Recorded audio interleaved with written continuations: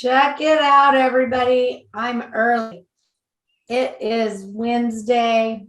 Welcome to Mastering the Drop, a real view of recovery, where we are continuously focusing on and investigating the life recovery journey with patience, purpose, and persistence. I am so excited about today's conversation because today I have my friends and collaboration partners, Dee Dee and Michele, who both have some amazing things to talk about today.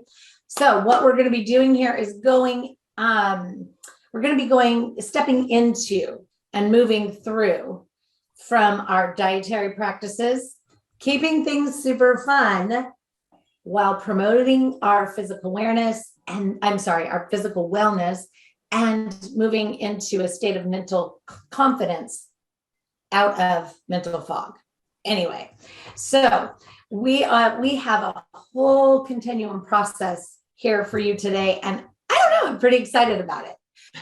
For those of you who don't know, right, I am Tricia Parido, the owner, master coach, and director of Turning Leaves Recovery Life and Wellness Coaching, where we have many programs to help you cultivate emotional intelligence, which, if you didn't know, is not an inherent thing that we possess. We have to create it and cultivate it.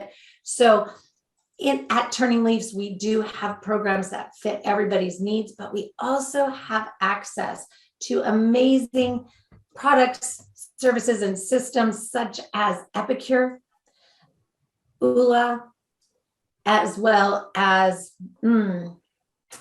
access to a whole array of providers such as Dee Dee, Michele, Dr. Melissa, and so forth. So listen up, pay attention, and if you can't figure out where your right fit is, please do not hesitate to reach out and schedule a Find My Right Fit consultation. The link is at the bottom of this description.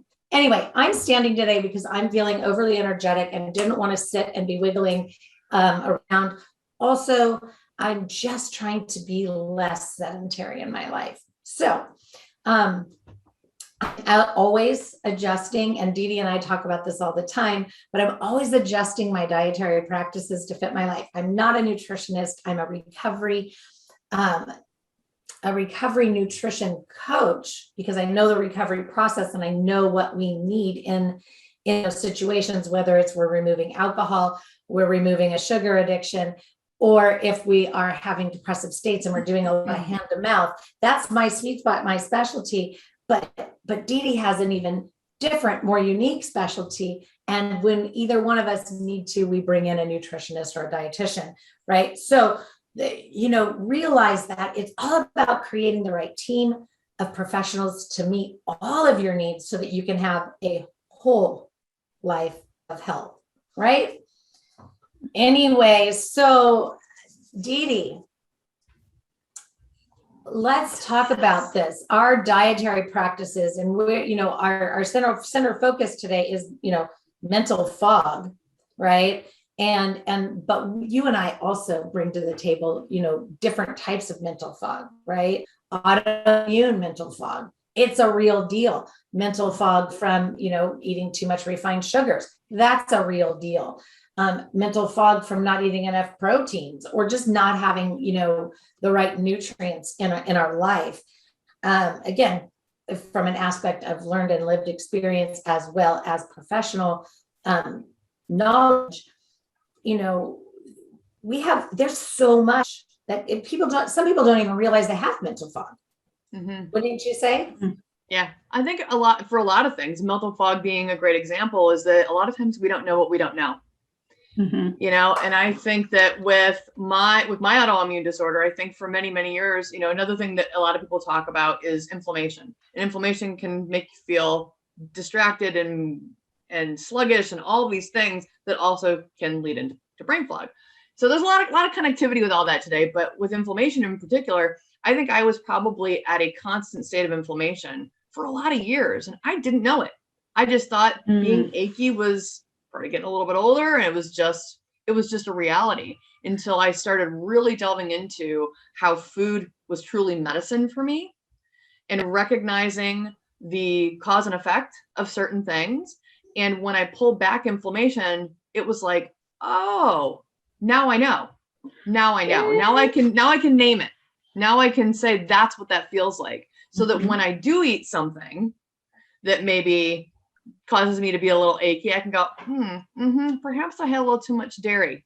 Maybe I had more cheese than I should have. Or gosh, maybe I, was at a birthday party and I had a piece of cake and I probably shouldn't have because the sugar kind of hit me. Whatever that is, and knowing what causes inflammation for me, and therefore what causes fatigue for me, which also then feeds the mental fog for me, was really important in that realization. So I didn't know what I didn't know, and now I know what I didn't know. And so now that I know it, I can make those changes and help other people do that too.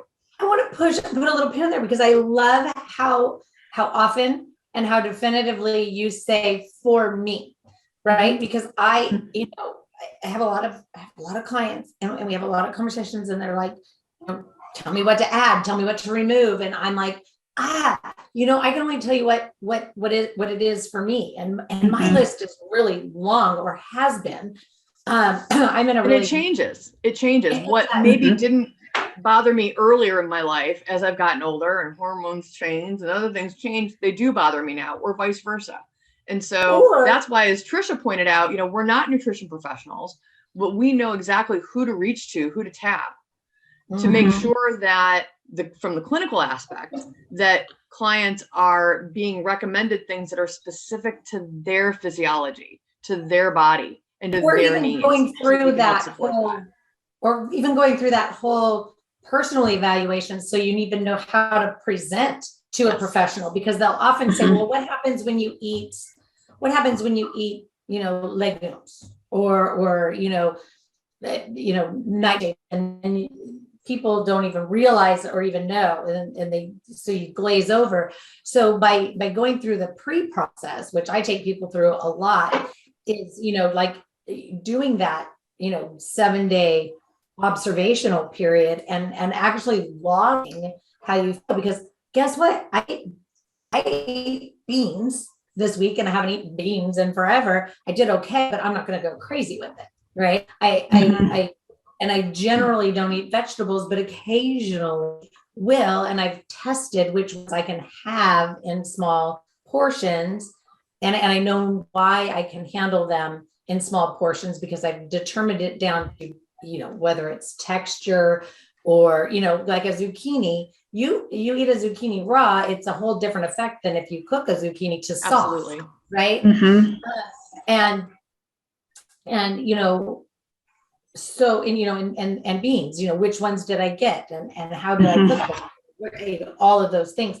But, so when you say, nightshades really irritate me, if you don't want to know what a nightshade is, we need to start identifying, because it may not even be all nightshades. It may not be all vegetables. It may be, like I haven't been able to eat cucumbers for years. That was like one of the first things that had to go. And then it was onion. And then it was, and it's an ongoing changing process where you may have to remove something, but you may not have to remove it forever or for always.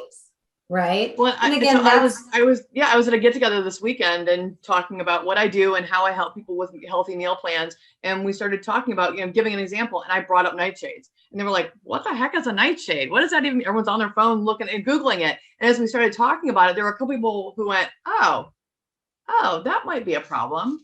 It was like these little light bulbs going off of, I'll have to tell someone I know about that, And so again, they didn't know what they didn't know. And by the end of the party, everyone was like, see you later. I'll stay away from the nightshades. Bye.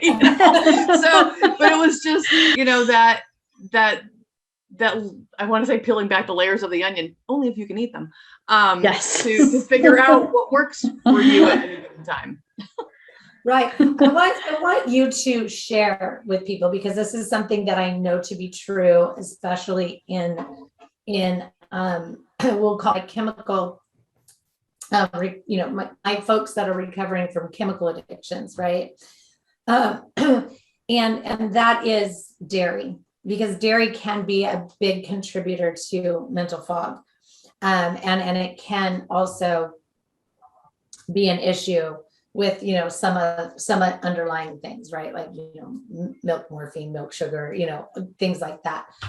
So educate us a little bit on dairy products. So dairy is, and again, this is from personal experience and working with functional nutritionists and other wellness coaches and whatnot, is to understand that not all dairy is created equal. Okay. Sourcing is important. And for some people, for me, I'm not lactose intolerant. It's not a lactose issue. It's a cow's milk dairy. Goat's milk dairy, sheep's milk dairy, no problem. Goat's milk dairy, no problem. But when it comes to cow's milk dairy, I have to be very cognizant of the sourcing and how processed that dairy is and how much of it I have. And I tell my clients, I'm like, if you don't have a true allergy to something and that something will kind of upset your stomach or upset your system or cause fog, I get it. Sometimes though, pizza. Pizza. But I also have to go into that knowing full well and good that if I'm going to have that pizza, what that's going to do to me. Understand it, recognize it, name it, own it, and then make a decision based on how you are ready to feel and how it may change how you feel, as you said, as your body chemistry and your digestive enzymes, everything else changes. And so when that happens, dairy can become less of an enemy. So, but some people have problems with all dairy, whether it's because of a lactose thing or a protein issue. So again, very, very individual opportunities to identify what works and what doesn't work. And for some people, the protein from the milk is really what is helpful and beneficial to them. And so good proteins can actually help with brain fog. But if it's the wrong kind of protein for the wrong person, that dairy can actually take you the other direction. Yes. So, a couple of things that I'm hearing in here, because this is just interesting. I was talking to my grandkids and they're super little, but anyway, something that we don't realize is that there's cow's milk in a lot of things. McDonald's French fries have cow's milk. McDonald's hamburgers have sugar, refined sugar. Like, we don't know what we don't know. Right. So I think it's about having that and maybe not even, calling it anything other than, I don't know what people put in their food. So if we don't have an ingredients list, we don't know how to not. So it's about being at least in touch enough with your body that you are listening, because I'm here to tell you 100% your body is telling you exactly what you need to know. Your body is telling you exactly what it needs from you, right? A lot of times when we have sugar cravings, we ate broccoli. Guess what? That sugar craving is going to go away because it's just saying, hey, I need some calcium. Yep. Right. Yep. And I'm not going to go into the whole scientific behind that. Right. Because I learned it from somebody else. And anyway, I'm just not going to go there, but it's a true fact. I've even tested it. If you're having, sugar cravings, try some broccoli and see if it goes away. Maybe it won't psychologically or on your palate, but your physical body is going to be satiated because it's craving calcium. And I found that to be true with, like, say, ice cream. Like when you really feel like you want ice cream because it's the dairy, right? Anyway, so, just knowing what's in the food that you're about to put in your mouth, so that you can even just make a logical assessment of how you feel afterwards. And sometimes that afterwards is 3-4 hours later. Sometimes it's even longer than that. Sometimes it's immediate. And I find that people track the more immediate than they do the across time, right? Like I can feel fine after eating a piece of pizza. However, depending upon the type of flour that they've used is depending upon how long it takes for my abdomen to rise, like the dough is rising in my stomach, right? Well, and inflammation too. Inflammation isn't going to necessarily happen right away. You're going to have inflammation in 24, 48, 72 hours after certain introductions into your system. And again, that's going to be different. I've heard that if you allow yourself, like for me, and I was talking to a professional, somebody that is, that knows, it's another one of my, collaborative partners, but, she was, because I told, I was telling her about myself, right? Because we all need coaches for different things, right? And trusted advisors. I was saying, like 6 days a week, I stay to what I know works for me, but, one day a week, I like to treat myself. I love pasta. And she's like, sure. And you may get a really good pasta, but what you don't realize is even though 4 days later, you may not be feeling the pain from that inflammation any longer, that inflammation is still going to live in your body for 6 months. 6 months. So again, it's what level you want to take the inflammation out of your life. And again, be always continually promoting the decrease or the removal of brain fog. Well, I think something important to call out too is that inflammation is not always bad. Inflammation is an immune response, and it's an important one. It actually helps our bodies heal. And so, when you have an injury, it becomes inflamed and your body goes through a process of seeking that out and helping to repair it. So inflammation in and of itself is not always bad. However, when we can control the inflammation in a different manner and help it work for us versus having it work against us, which is primarily what we end up feeling, that's an important thing to understand and to know, is the inflammation in and of itself is not always a bad thing. But as we talk about it with brain fog and mental clarity and health, Sure. Inflammation is the thing that we talk about right now. Right. And so, we want to keep things fun, right? And I'm sure that, and we're not ignoring Michele. She's got some really great things to bring in here, but I want to make sure people don't like going, okay, yay, great. We're having a diet lesson, right? Because neither one of us promote fad diets either, right? Because it's all about eating, and I should say all three of us, because Michele's going, Yep.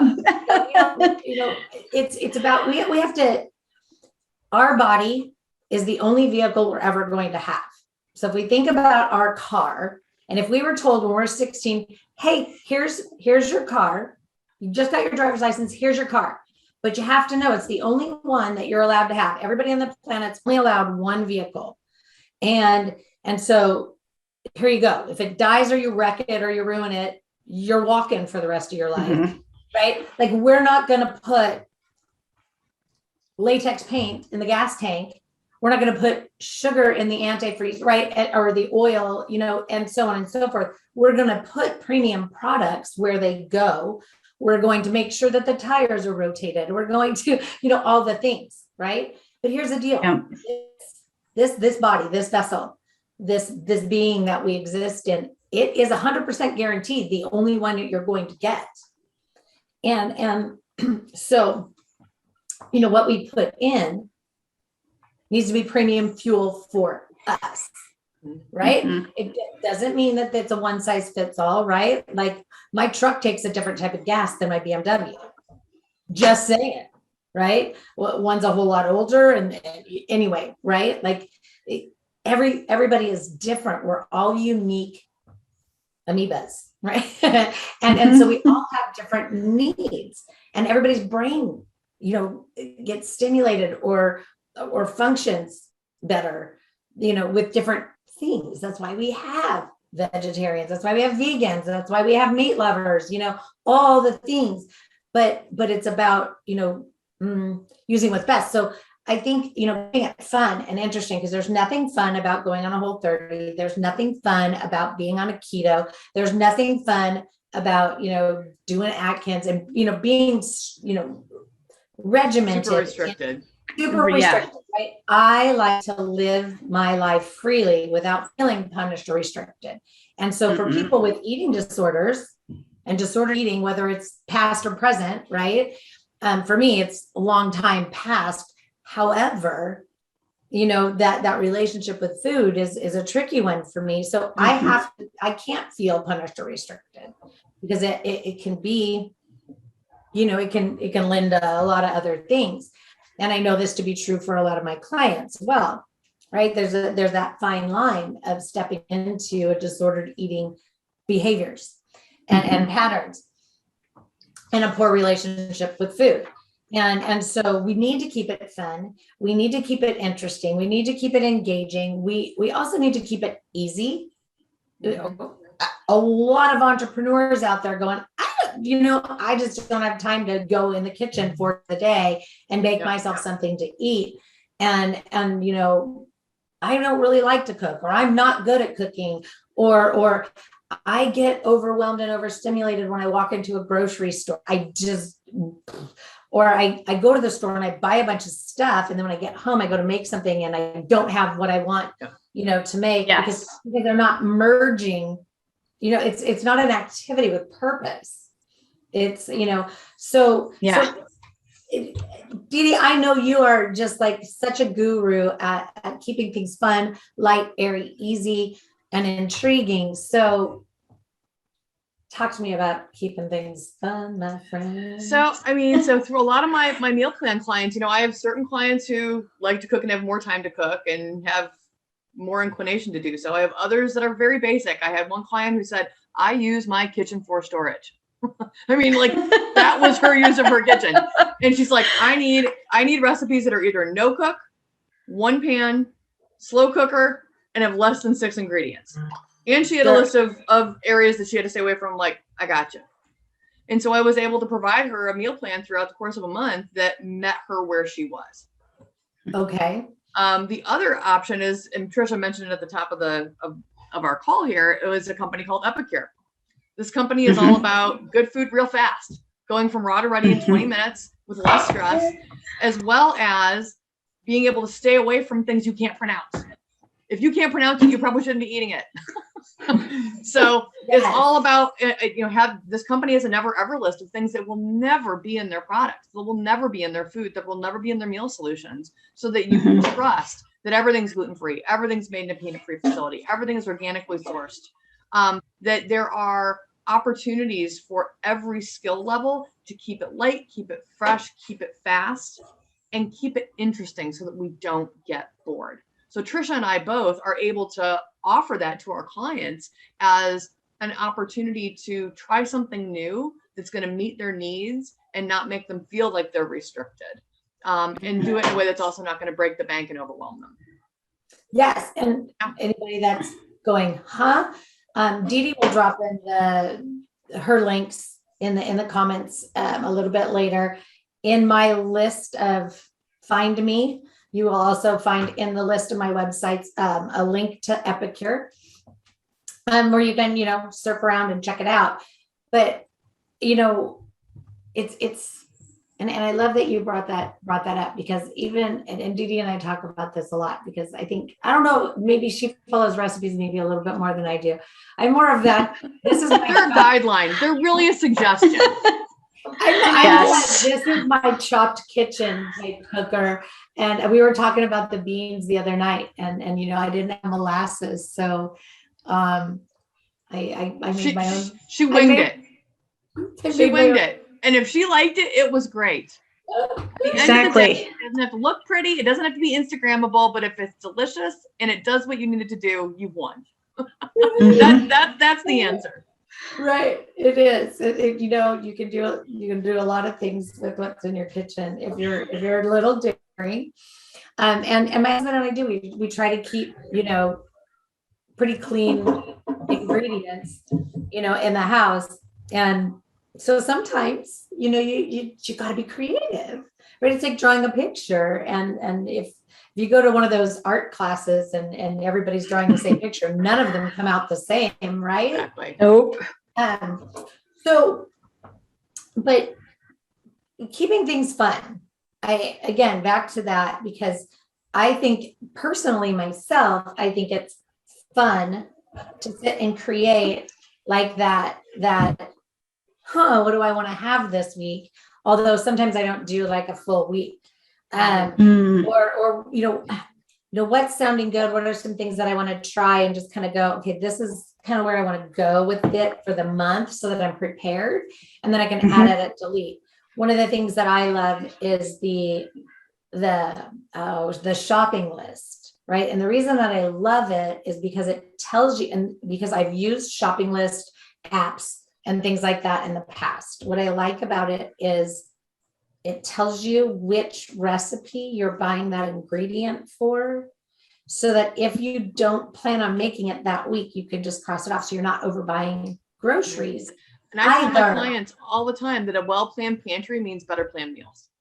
Mhm. Because even if you're going to, because life happens, you have a plan, and whose plans always You work have out. 3 So cans Right. life happens. But if you have a well-planned pantry and you have an intent for each of those products or each of those items, you're going to be able to wing it better.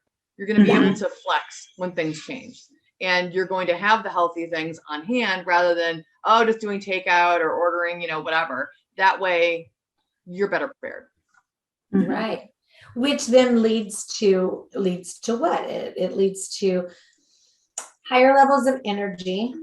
Mhm. It leads to better physical health, better digestion, Mhm. decrease in unwanted inflammation, right? I'm trying to Yep. No, absolutely. No. Absolutely. do that whole bring everything back in, right? And it affords you that ability to start observing what works well, why, what doesn't work as well as you'd like, why, and what doesn't work at all, let's dump it or put it on pause for a little bit and maybe test it out a little bit later, right? Like sometimes we just need a break. I go through periods where I will have, a smoothie for dinner 3 nights in a row, just because, at the end of the day, having something heavy in my stomach isn't working for me in that space. And so I'll shift my bigger meal to midday and put the smoothie, at the end of the day.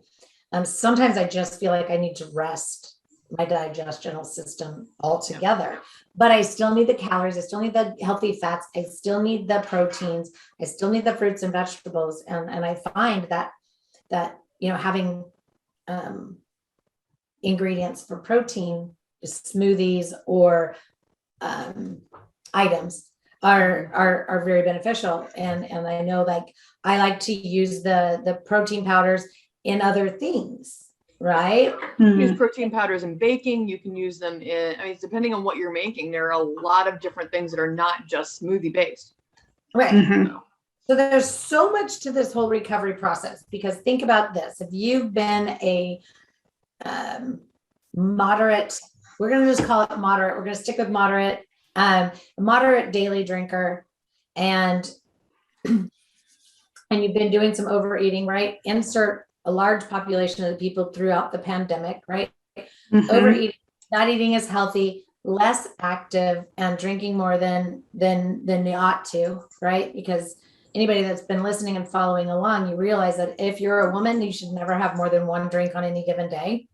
As far as alcohol is concerned, our bodies aren't set up to process that. And if you're a man, you should never have more than 2 on any given day. And that's not to say, if you do, you're setting yourself up to be, diagnosed as an alcoholic. It just means your physical body's not set up to process it, and you're putting yourself at a higher risk, right? And so for those of you that are, working your way out of, say, even pandemic habits, with regard to your dietary practice and your alcohol consumption, you're going to have higher sugar cravings.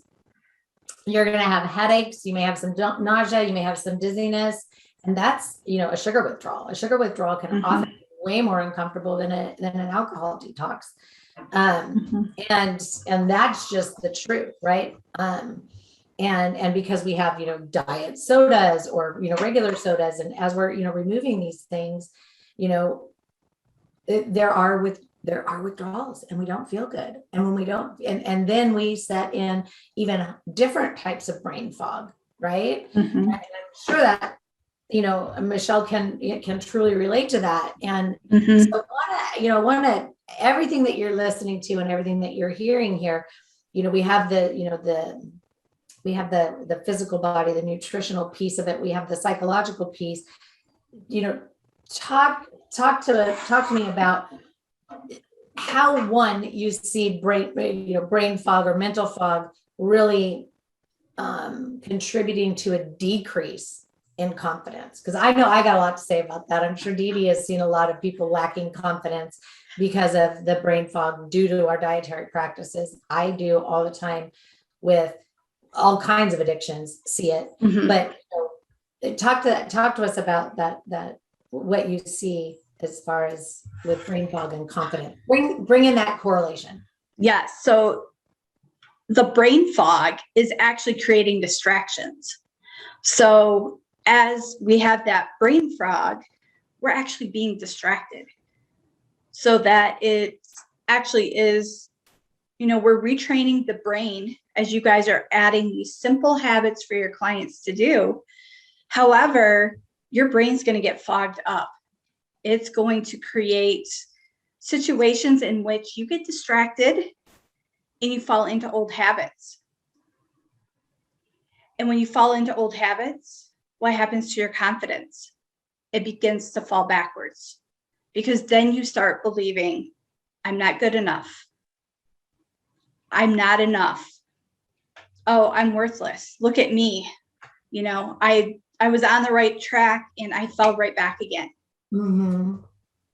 And you know what? It's okay. We all fall off.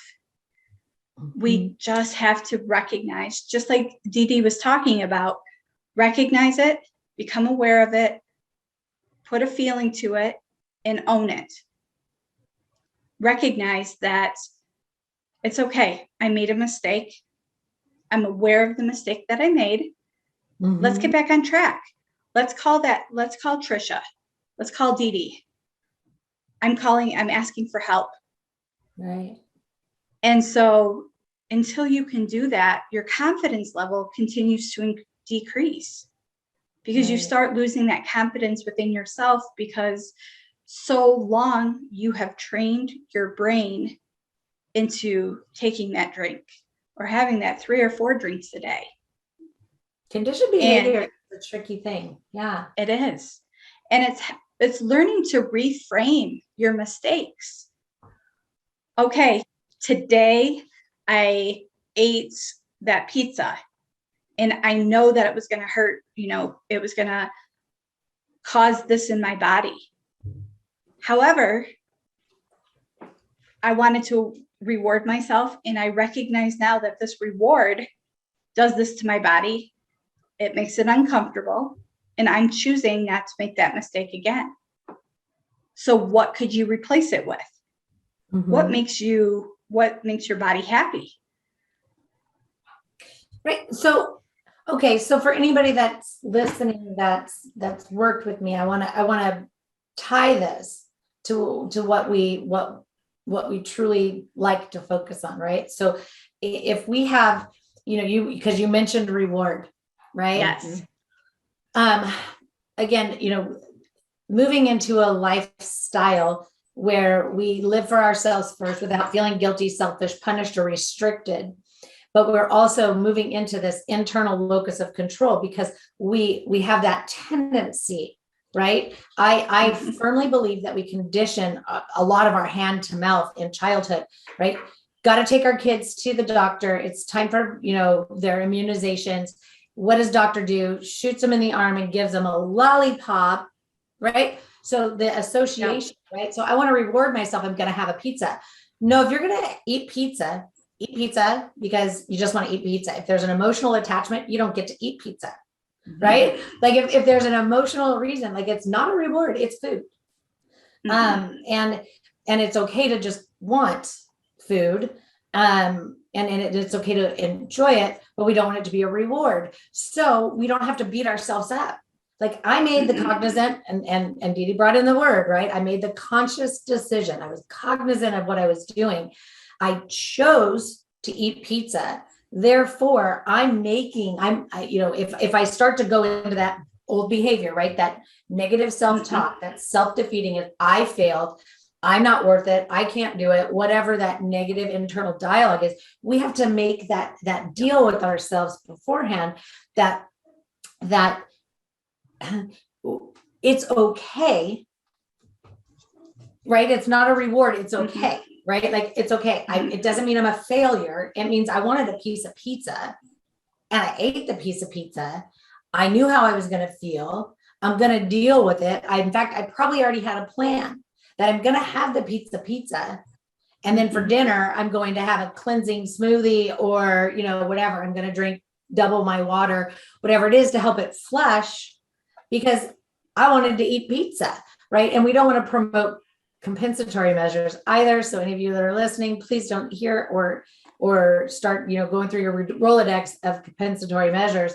And if you don't know what that is, good. And if you do know what that is, call me. Because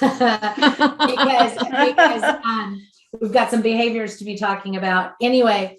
But we want to be very purposeful and persistent in our pursuit, but that doesn't mean we're not going to make mistakes. Because what are mistakes? Mistakes means there's still something more I need to learn about myself, or something more I need to learn in general. In fact, I just saw a video from David Meltzer, who is somebody that I revere and love to, absorb information from as well, because he's he's got some really good stuff. But anyway, I was, listening to it is. So if somebody is working with me and we're working on abstinence, being sober curious, being sober conscious, or abstinence in general, right? We are, we've realized that it's just not serving us, but we have a day where we slip, right? And sure, I'm different with the whole relapse thing. Like a slip is a slip. If you slip and then you fall in and you disappear for 6 months in the bottom of a bottle, yeah, we're in a relapse. Okay. But if we have a slip and we go, okay, yeah, you know what? I ordered a virgin mojito. They brought me one that wasn't virgin. I drank it anyway. Nobody else knew what I did, right? Like I went for it and I just did it, but I stopped. And so it's not about beating yourself up for making that decision. You did it. You didn't order 4, 5, and 6. You made a decision. Now it's all about what you do going forward, right? It's not a moral failing that's why I don't like goals. Okay. I like goals. Don't get me wrong. Everybody takes what I say super literally. But if we look at how we set ourselves up to succeed in our life, a goal is what? Habits also. Like Michelle's talking about making new habits. I'm like, no, we don't need habits at all. We need a healthy lifestyle and one that's bendable, flexible. So goals are rigid. You make it or you don't. Right? Yep. It's like that 3-pointer. You're waiting for Shaq to hit it. He missed it so many times. Do you think if he would have beat himself up for missing every single one of those, he wouldn't be the man that he is? It's aspirations, right? We want to aspire to create a lifestyle that is fulfilling, that brings us peace, that brings us joy, that elevates us, that gives us all the confidence that we want. But we have to be an active participant. We have to be in, and here's some more David Meltzer, a persistent pursuit, right? We have to. Because if we don't, who's going to? It's your life. It gets to look, feel, and be however you want it to. You cannot manifest from the couch though and wait for it to drop on your what is that? Coffee table, right? You can't sit there and say, I'm going to lose 10 pounds and then never get up and continue putting food in your mouth. Manifestation is an action. It's an action. You cannot do it sitting still, right? So, sorry, I went off on one of my wonderful sermons, but it's the truth, right? So Michele is bringing up a real life thing here. We get brain fog. We maybe are missing some of our marks, if you will, because we set ourselves up for failure all the time. What season is this? Dee Dee, you've heard me talk about this all the time. It's what? Bikini season? Oh, I hate that. Yes. People that I've worked with for a long time still show up and say, are beating themselves up because they want to be bikini ready for their vacation in August. And I'm like, go to Target, get a bikini, you're ready. Yeah. Right? Don't put so much pressure on yourself to perform, because if you're falling short or you view yourself as falling short, then that's what you're going to portray. And I think, Michele, this is what you're talking about, that confidence. Yeah. right? Yeah. Because if you tell yourself you're falling short, you're going to be falling short. That's going Self-fulfilling prophecy. to be your Absolutely. confidence. Yep. Yeah. It's definitely, it's that whole belief, whether you think you can or you think you can't, you're right. Mm-hmm. And it's that whole Henry Ford, going through the motions, and are you truly believing who you are? And if you're not believing it, then you know that you're not going to be able to do it because you don't have that belief within yourself to do it. And with the brain fog, that's sometimes where that misbelief comes in, where you think you can't. Mm-hmm. Instead of pushing through. What would you recommend if I'm going to put you on the hot seat for a minute, right? Okay. It's coming, Dee Dee, but I'm going to put you on the hot seat for a minute. What if you were to give me your top 3 recommendations of moving into confidence, what would be the top 3? So my first one is to sit down and look to figure out who you truly are authentically at the core of your beliefs. Write it down. Yep. You can always come back and watch this.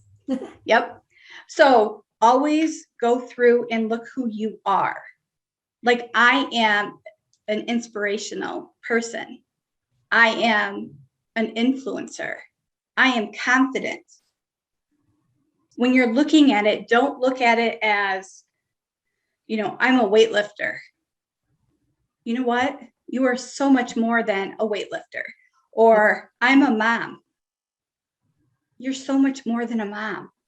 So look to really discover who you are at your core. Because once you discover who you are at your core and you own who you are at your core, nobody can take that away from you. I love that. So I'm going to just put in there like an example for my people so that they can, right? Your I believe statements. Anybody that's, been with me for some time, your I believe statements, your whys, but also just even looking at how in my own practice, how my own titles have shifted. I am at my core a recovery lifestyle enthusiast, right? And so all titles, all designations, all degrees aside, I am a recovery lifestyle enthusiast, right? Anyway, that's an example of what Michele is referring to. Go to number 2. So number 2 is, in order to build your confidence, surround yourself with people that will help you stay confident. Because we have to remember, I think it was Jim Rohn that says, look at the 5 people you spend the most time with, because that is who you will become. If you're still spending time with those people that helped you get into that addict or that addiction, then you're going to have more problems. You're going to have, it's going to be a longer course to get where you need to be. However, if you can surround yourself with people that are going to uplift you, encourage you, your course is going to be a lot quicker. Couple examples. Love this. Because I have a lot of people that, they're like, yay, you're doing you're doing these events, etc. I'm doing these events so that you'll follow me to them, right? Mm-hmm. Case in point, Leap. Leap is next month. It's a 3-day event. And it is not just for, entrepreneurs to come to. It is an event for you to step into yourself and surround yourself with people who want to be experiencing the best version of living their life as they can. So come, right? Register. So you'll find on the page, the Leap event. And again, it's coming up. What was the other one I was thinking of? Lead Up for Women. That's another great one. Everybody does something different, or finding these networks, right? Of surrounding yourself with like-minded people. I belong to over 50 fabulous friends. I love going in there. Worldwide Women's Network, or says, I don't even think that that's what it is, but it's loved that one. Everything was about lifting up and celebrating each other, and meeting that, I can help you, Dee Dee can help you, Michele can help you find places to surround yourself with a community of people that you feel comfortable with. I have a Monday night skill set group where we just come in and we talk about, the life skills. Surround yourself with people that are heading in the direction that you want to go. People that are where you are and people that are ahead of you, right? Because if you're just sitting at home and you're like, oh, I need a bigger social circle, but you're not doing anything to create the social, again, it's not going to manifest and appear on its own. No. Yeah. Anyway, Exactly. big And sermon. go online. There's so many people, so many networks that are meeting on Zoom right now. There's one, if you just want to be around other entrepreneurs, there's the Happy Neighborhood Projects. You're meeting people from all over the country. But my third and last tip is to practice gratitude daily.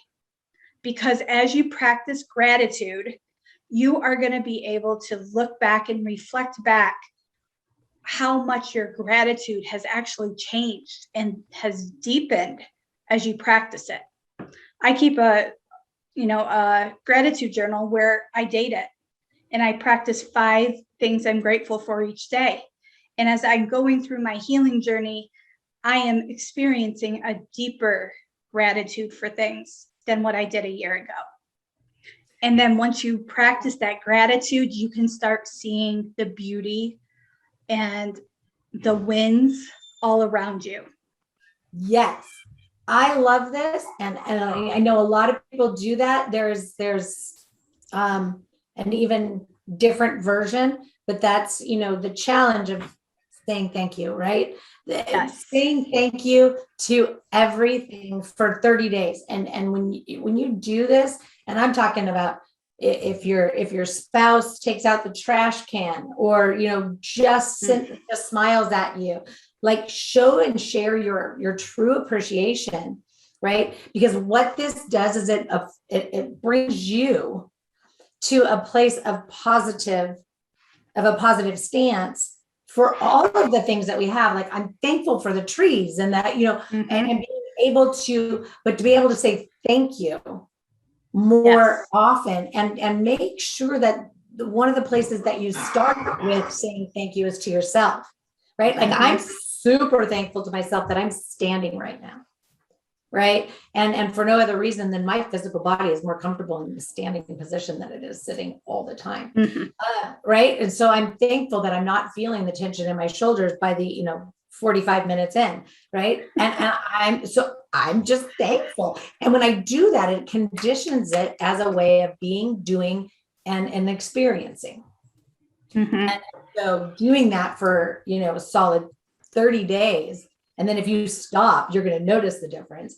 But it brings so much to you and to your life. And I love those 3 tips. Make sure you put them in the comments. I was going to say chat box, but we're not using the chat box here because while we're live, we didn't bring other people in. Dee Dee, what about you? What are your top 3 things that you would say to give to people to reduce the brain fog and keep things fun? And what are your top 3 things? So in terms of reducing brain fog, I said it at the beginning, is just being aware, that awareness, that calling it out, that saying, that something's off, just that recognition and that willingness to do something to change it. That's a big one. If I have clients who come my way who at the end of the day aren't going to actually implement what I give them, what's it matter? Yeah. So that willingness and recognition alone is a biggie. And so sometimes it's me asking questions during an intake to help them get there and realize, oh, this isn't going to be as hard as I thought it was going to be. These are actually really useful tools. These are things that I already recognize. These are ingredients I recognize. These are not going to give me things that I don't know what they are. Like, I'm going to meet people where they are. So it's a comfort level. So that's a biggie. In terms of keeping it fun, I mean, that's as simple as not eating the same thing every day. Now, some people like to eat the same thing every day. And if that's what they really, really want, they really would do that and it works for them, awesome. Then that's fun and I will support them in that. But generally, most people have a problem sustaining and maintaining a healthy meal plan because they get bored. Mm-hmm. Somebody gives them 4 or 5 things, here, go eat these things. And after 2 weeks, they're like, oh my God, if I never see another avocado again, they want variety. And so that's something that I also really try to lean into with folks, is to try to introduce things that might be familiar, but might not be the norm. It won't be chicken every night. Exactly. And, and there are more than 2 ways to make chicken. Just pointing it out. Or, and there are more parts of the chicken than just the breast. Yeah. Mm-hmm. And other parts of the chicken might have more nutrients in it. That's all I'm pointing out. And so, it's trying to just open people up. So it's people being just willing to be aware and let me show them some opportunities. The fun part is, don't take it so seriously. You were talking about, give yourself some grace. Is that if you have the pizza, don't beat yourself up, man. It's okay. Come back to it. Most folks who I do full meal plans for are usually doing about 5 days a week, because again, life happens and they need that flexibility. They don't want to be so prescriptive in what they have every day. I want to give them some flexibility so that they can try new things out. And so those are just some overarching ways that I try to work with folks to make sure that they are able to have success and feel good about what it is they're eating, how they're eating it, and what that does to make them feel better, from an inflammation standpoint, from a brain fog standpoint, from a physical, from a joint standpoint, from all those different reasons that people end up on my doorstep looking for help and support. So those are maybe less than 3. I don't know, depending on how you want to count all that. I'm going back to number 1, because y'all know I'm going to point this one out. The first thing that you have to do or be willing to do is be open, honest, genuine, and transparent with yourself. If not with everybody else, at least be honest with yourself, right? I don't know what's wrong. Well, okay.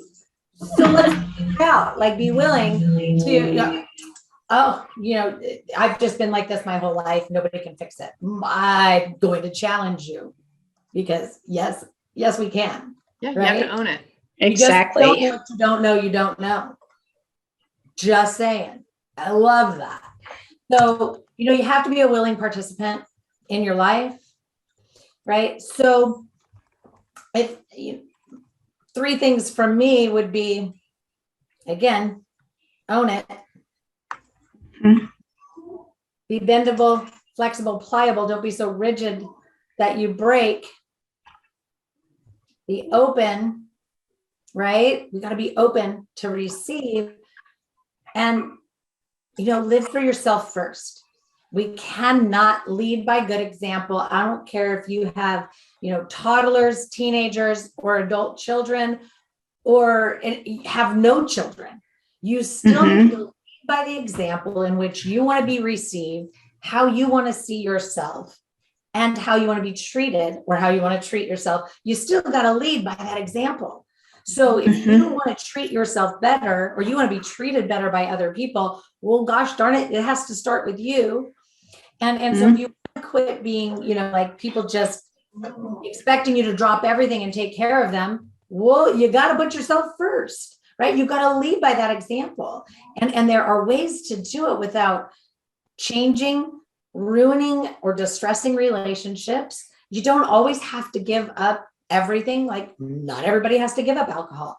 Some people just need to be sober conscious, right? Like, again, some of our habits have become, so seated in pressure. Like, if I don't get to that spin class every morning at 6 a.m., my whole day falls apart. I become this, crazy, irritated, agitated being.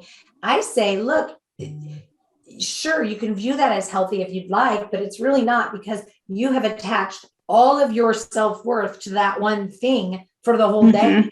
That's not okay. It's okay to want to get exercise daily and to be active daily. That's a lifestyle.